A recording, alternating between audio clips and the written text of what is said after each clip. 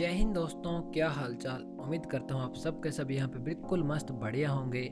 आज की इस वीडियो में हम यहाँ पे कंपैरिजन करने वाले हैं वन प्लस के नोट CE4 स्मार्टफोन का नथिंग के फोन 2A स्मार्टफोन के साथ में। तो कंपैरिजन हम यहाँ पे स्टार्ट कर लेते हैं मित्रों। सबसे पहले डिस्प्ले के साथ तो वन प्लस के स्मार्टफोन में हमें देखने को मिलती है 6.7 इंचज की full HD plus AMOLED display, जो कि पंच होल के साथ यहाँ पे आती है। 120 हर्ट्ज का रिफ्रेश रेट दिया गया है। 10 बिट डिस्प्ले है दोस्तों, 10 बिलियन कलर्स के साथ ये डिस्प्ले यहाँ पे आता है। 1300 निट्स की पीक ब्राइटनेस और HDR10+ का सपोर्ट हमें यहाँ पे देखने को मिल जाएगा। दूसरी ओर नथिंग के 2A स्मार्टफोन में हमें देखने को मिलती है 6.7 इंचज की full HD plus flat AMOLED display, punch hole के साथ ये डिस्प्ले यहाँ पे आती है। 120 हर्ट्ज का रिफ्रेश रेट दिया गया है दोस्तों। कॉर्निंग एगोरिल्ला ग्लास 5 का हमें यहाँ पे प्रोटेक्शन देखने को मिल जाएगा। 1300 निट्स की पीक ब्राइटनेस और HDR10+ का सपोर्ट भी दिया गया है। टोटल कंटेंट वॉचिंग की अगर मैं यहाँ पे बात करूँ तो भाई दोनों ही स्मार्टफोन के डिस्प्ले में आप बिल्कुल बढ़िया वाली कंटेंट वॉचिंग यहाँ पे कर पाएंगे। सेम रेजोल्यूशन भाई, एमोलेड पैनल और यहाँ पे 120 हर्ट्ज का रिफ्रेश रेट दिया गया है। कोई भी दिक्कत आपको नहीं आने वाली कंटेंट वॉचिंग के हिसाब से। आप दोनों ही स्मार्टफोन में से कोई सा भी स्मार्टफोन चूज कर सकते हैं। आगे हम यहाँ पे बात कर लेते हैं इनके चिपसेट की या इनकी परफॉर्मेंस की। तो वन प्लस के नोट CE4 स्मार्टफोन में हमें देखने को मिलता है स्नैपड्रैगन का 7 Gen 3 प्रोसेसर, जो कि 4 नैनोमीटर के ऊपर बेस्ड है और इसका एंट्री स्कोर निकल के आता है करीब 8,40,000 के आसपास। LPDDR4X की हमें यहाँ पे रैम दी गई है और UFS 3.1 की स्टोरेज देखने को मिल जाएगी। दूसरी ओर तो नथिंग फोन 2A में हमें देखने को मिलता है भाई मीडियाटेक का Dimensity 7200 प्रो प्रोसेसर, जो कि भाई नाम का प्रो लगा रखा है। प्रोसेसर तो सिंपल ही है।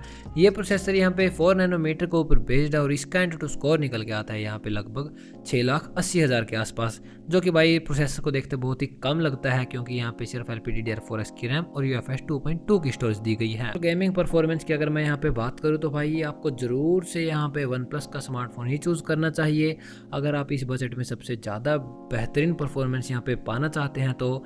क्योंकि दोस्तों यहाँ पे वन प्लस के स्मार्टफोन में हमें UFS 3.1 की स्टोरेज भी दी गई है और इसका प्रोसेसर भी यहाँ पे नथिंग के फ़ोन से ज़्यादा फास्ट निकल के आता है।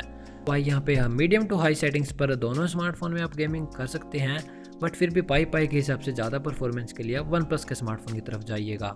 और अब हम यहाँ पे बात कर लेते हैं इनके कैमरा सेटअप की। तो वन प्लस का स्मार्टफोन में भाई हमें यहाँ पे एक ड्यूअल कैमरा सेटअप मिलता है।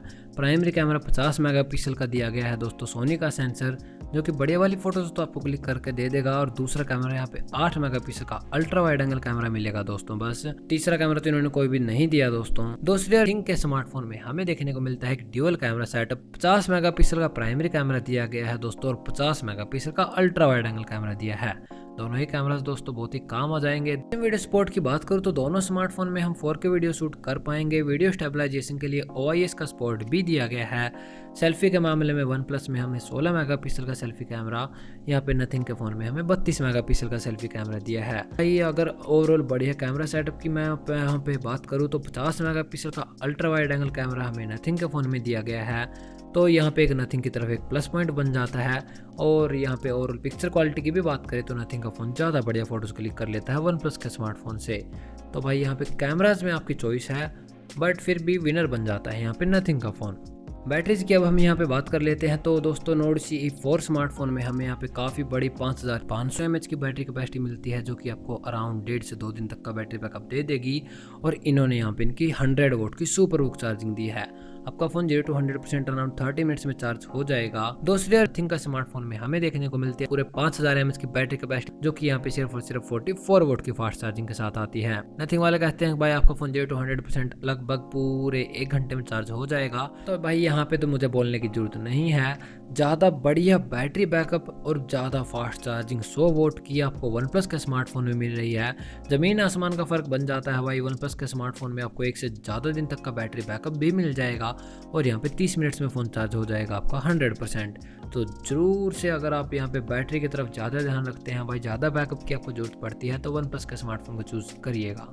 नेटवर्क एंड कनेक्टिविटी की बात करें तो भाई वन प्लस के स्मार्टफोन में हमें यहाँ पे 7 5G के बैंड्स, Wi-Fi 6, ब्लूटूथ 5.3 के साथ out of the box Android 14 का सपोर्ट मिल जाएगा। और नथिंग के स्मार्टफोन में हमें यहाँ पे 13 5G के बैंड्स, Wi-Fi 6, ब्लूटूथ 5.2 के साथ out of the box Android 14 का सपोर्ट देखने को मिल जाएगा। मीडिया के सपोर्ट की अगर हमें यहाँ पे बात करें तो स्टीरियो स्पीकर्स का सेटअप दोस्तों दोनों स्मार्टफोन में दिया गया है, पर 3.5mm का ऑडियो जैक आपको किसी भी स्मार्टफोन में नहीं देखने को मिलेगा। सिक्योरिटी के लिए हमें इन डिस्प्ले फिंगरप्रिंट स्कैनर देखने को मिल जाएगा। और इनके प्राइसिंग को जानने से पहले जान लेते हैं इन दोनों स्मार्टफोन के ओवरऑल डिफरेंसेस को। तो दोस्तों वन प्लस के स्मार्टफोन में हमें यहाँ पे बहुत ही ज़्यादा बड़ी बैटरी कैपेसिटी के साथ 100 वोट की फास्ट चार्जिंग देखने को मिल जाएगी। 3.1 के साथ आपको यहाँ पे ज़्यादा परफॉर्मेंस भी देखने को मिल जाएगी। दूसरे और नथिंग के फ़ोन में आपको बस एक बढ़िया 50 मेगापिक्सल का अल्ट्रा वाइड एंगल कैमरा मिलेगा। इसके सिवा दोनों स्मार्टफोन में और कोई बड़ा डिफरेंस नहीं निकल के आता। और अब हम जान लेते हैं इनके प्राइसिंग को। तो वन प्लस के स्मार्टफोन का बेस वेरिएंट यहाँ पे 8GB की रैम और 128GB स्टोरेज के साथ आपको मिल जाएगा करीब 26,000 रुपए के आसपास। दूसरे तो नथिंग के स्मार्टफोन का बेस वेरिएंट यहाँ पे 8GB की रैम और 128GB स्टोरेज के साथ आपको मिल जाएगा 26,000 रुपए के आसपास। तो ओवरऑल भाई ज़्यादा वैल्यू फॉर मनी की अगर मैं यहाँ पे बात करूँ तो अगर आप गेमिंग के लिए फ़ोन लेना चाहते हैं तो मैं आपको बोलूँगा कि इन दोनों ही स्मार्टफोन को आप मत लीजिएगा। उसकी जगह आप 25 से 26,000 रुपये के बजट में पोको के X6 Pro स्मार्टफोन को ले लेना।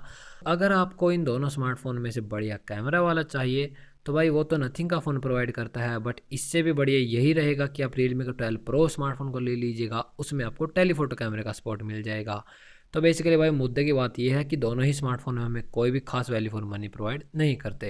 तो यही था दोस्तों मेरे कुछ ऑनेस्ट ओपिनियन इन दोनों स्मार्टफोन के बारे में। मिलते हैं नेक्स्ट वीडियो में। इस वीडियो में इतना ही। Bye bye.